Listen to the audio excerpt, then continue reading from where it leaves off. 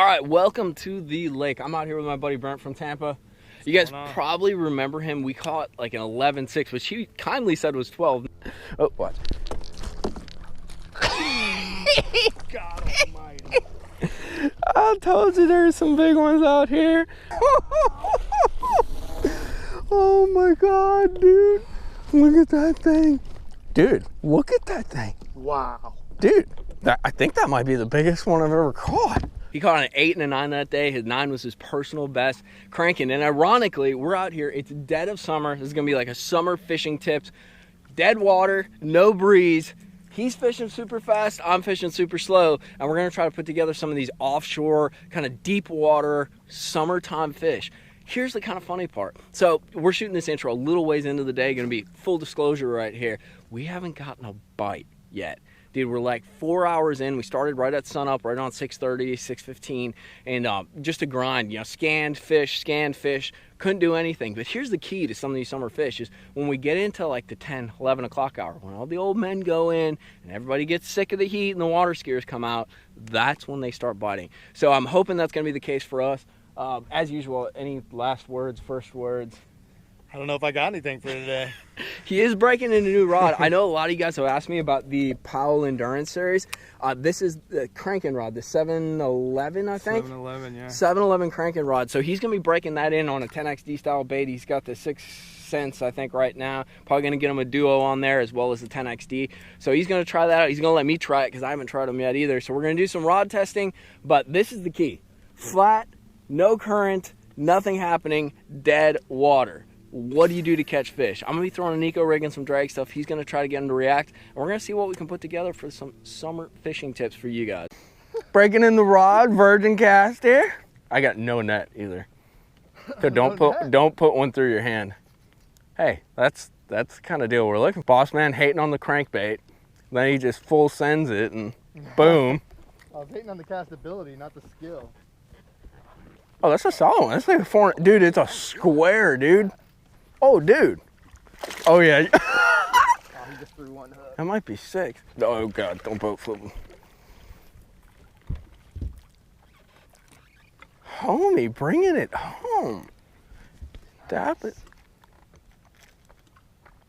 We literally rolled up here. He made 2 casts, and he was bitching about the crankbait and how it didn't cast. And then he made a cast, and it worked right, and he catches this one. It's all about the cast. That's crazy because we didn't see him on the grass yet. That's like a 5.5 pounder, dude. So fat. All right, get her back. Oh God, what the hell was that?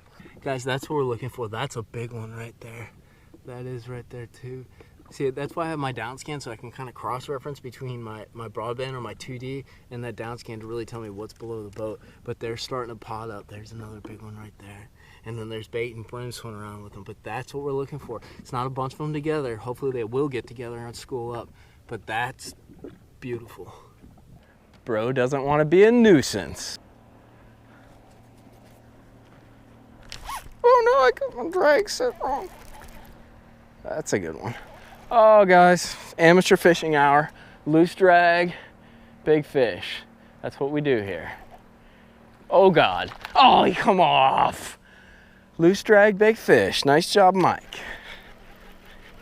Or I opened the hook from tugging on him so hard. Nope. Just screwed it up, guys. That's it. So here's what we did. We got out the Ned Rig real quick. We're gonna throw it right. Wow. Amateur hour, boys. So here's what we're doing. We got out the Ned Rig, the Mag Ned, which I love way too much. Put a 7-inch fat ace on there, which I think is a key bait for doing this. You want to sling it back right there, but we're kind of casting the same stuff we put that Neko Rig on. And here they are on the grass swimming around, which means we're going to get out the spoon very shortly. But for now, we're going to go with what you shouldn't lose them on usually, which is this guy. But we're slow dragging, water super flat. Brent is getting a Neko Rig tied up. He needs a weight, which we're going to direct him to. And we're going to try to get hooked up again. So here we go. Lines. We sniffed bass. That's a good one. That's a good one. You got one too? Oh dear, we got a double up, guys. This is freaking nuts. I got a giant. Brent's got a giant. Mine's gonna pull the boat this way, dude. Oh, mine's gonna try and go the opposite way. Hey guys, get together and go the same way. Yeah, let's. Oh dear. Oh god. Yeah, I got a feeling yours is bigger. What are we gonna have? Like freaking 15, 16, 20 pounds and 3 fish? Up.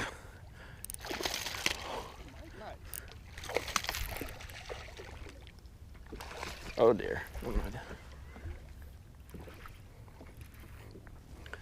He just caught that one. I still got mine on, fighting, but she's coming to the top wanting to say hello.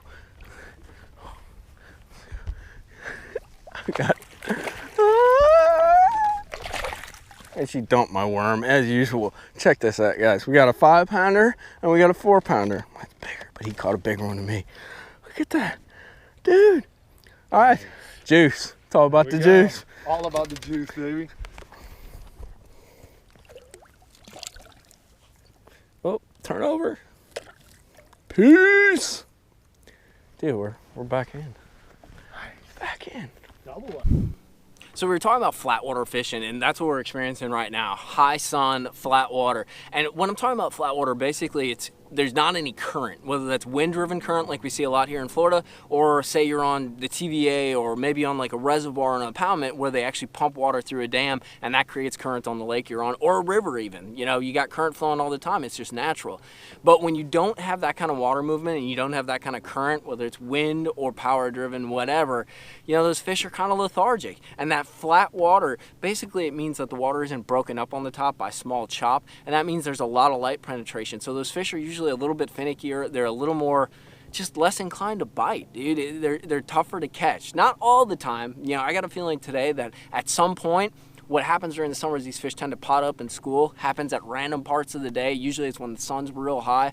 And when that happens, they go, man, flat water or not. But if you find yourself, you know, in front of situations where you have that flat water, you're having a tough time getting a bite, here's 3 go-to setups. And actually 2 of the 3 we caught, actually I lost a fish, like a nice 6-pounder on it. But 3 of the setups that we're using today, 2 of which we actually caught fish on.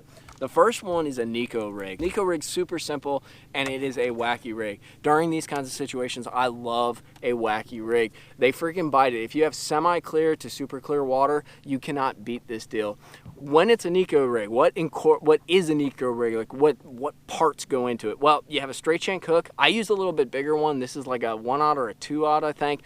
You have a little head weight, which is actually sliding out, which I'm going to jam back in. That's a Demiki head weight. I mentioned earlier in the video, the reason I like to use these is they give you bottom contact. A lot of guys will use a nail weight or something along those lines. This is almost like dragging a jig on the bottom. So if you have shell down there, if you have something on the bottom, gravel, rock, you're going to feel it because you have that hard weight on the bottom of the bait. Because basically, you cast it out, when this thing goes through the water, that head is on the bottom, and you're just pulling it, and it straight along the bottom.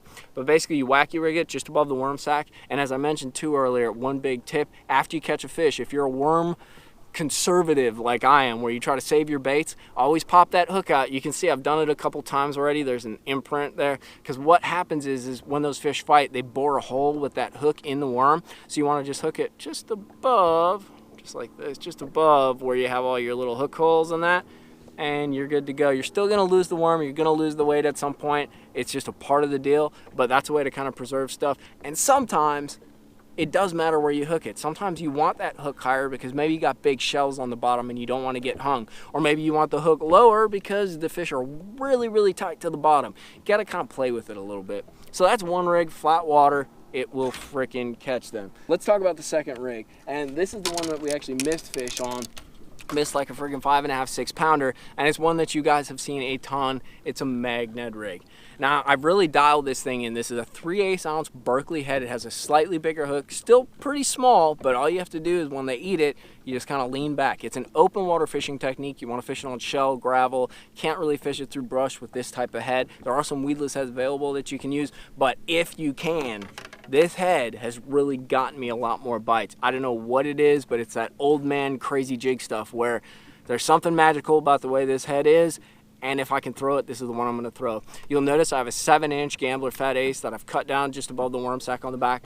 I'll tell you what, I've tried a bunch of different baits. The Demiki Stinger, or the actually it's the Hot Dog, works pretty well, but hands down across the board, the 7-inch Fat Ace cut down is the deal. I've done it with an obese too, like it has that denser plastic, but if you can, and if you like to go big, this is what you want to put on the back. I can guarantee it, because that's what I've gotten the most big bites on. And I catch little fish too. You know, if you're trying to catch limit fish, you'll catch them, but this is kind of the versatile go-between where you're gonna catch a 6 and you're gonna catch a 2, and that's the way I like to live. The last one's pretty standard, and it is on a fairy wand. Everything else has been on bait casting, and 12-pound fluorocarbon has been the key there.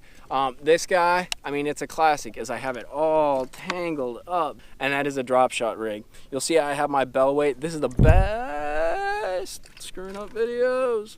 This is the best weight shape for a variety of cover, whether you have shell, gravel, sand, wood.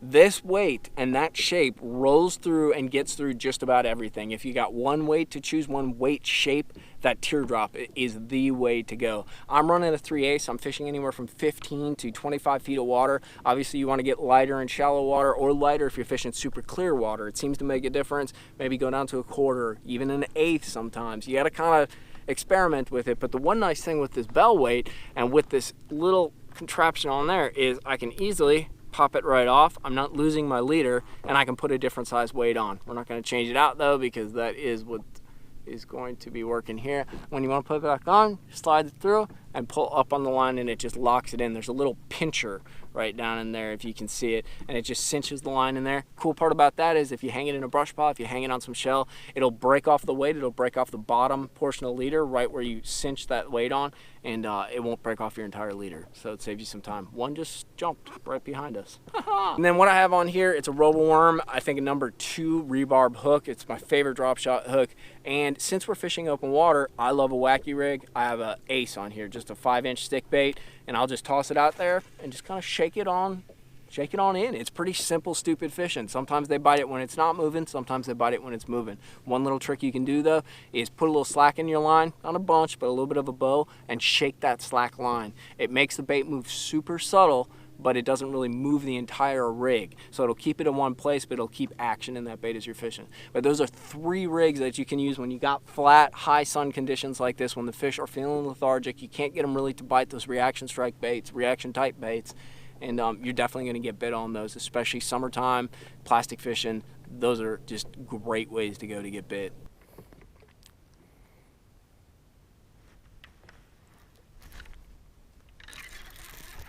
Oh, you bunger squeege. I knew I f***ed up. Throw it right over it.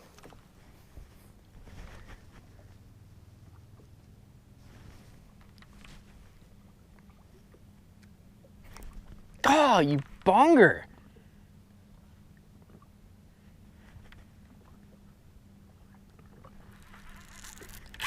Oh dear.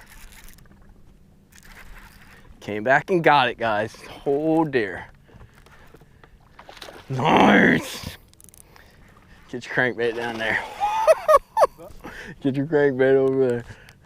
Or drag something, dude. I don't know if you got a Neko or something. I got one set up. I just don't have any line. I'll grab one if you want. Oh. Little ski wake. Oh. Dude, it is. And they're angry, boy. Summer fish in the flat water, boys. Yep, I got you, honey. You ain't coming off this time. Dude, I missed that fish and freaking I reeled up real quick, and lo and behold, she had chased it after I swung at her, and she come back and get it. She wasn't coming off this time. Oh dear. Solid 4.5. Look how fat they are, guys. That's a beast. Yeah, it's the only thing that worries me is we're going towards a full moon, and usually that period in between is like the juice. And that's what we had. Doesn't mean obviously you can't catch them. Oh dear. She ate the freaking hog farmer, dude. Oh! Hog farmer, trimmer, and thinger dinger. I didn't set the hook right, guys. I'm fishing it on a different rod than I usually fish, and obviously I need to kind of get with the program, but they ate it. That's a big bait. It gets big bites. Are you all right? Just let her drift. Don't, or yeah, if you can turn it. Hello! freaking blowing. This is a summer storm in Florida. Welcome to Hurricane Frank on a Saturday afternoon. I think this is probably gonna put us off the water, but we managed like 25 pounds, dude. But straight up example of like, I don't know, summer fishing. Like you hit them, you freaking whack them for like an hour or two, and then it's all over. It's kind of a period-oriented fishing. But we might have to dodge this. I don't know if we're gonna fish anymore, but she's blowing probably 25, came out of nowhere. So we're gonna wrap it up. Key baits for today: Neko Rig, 10XD, big crankbait, no spoonfish ended up happening. Meg, Ned, and that trimmer and hog tie, even though that joker come off, I'm gonna come back and catch a giant on that. You just watch.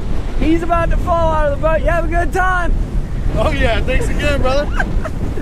He's trying to keep us on something, but I don't think it's gonna happen. So make sure if you like this video, make sure you're subscribed. Make sure you hit turn on the notifications if you like freaking storms that blow you out in 25 pounds, 25 pound sacks. I can't even talk. The wind's blowing in my mouth. But subscribe, like, support real fishing. Holy shit! I'm just trying to keep us in the boat right now. Yeah, we better actually watch. It's starting to get sketchy. And always be safe on the water, not like this. We're gonna go run away from this thing. Tight lines, guys. Just let it get taken. Just go sit yourself down.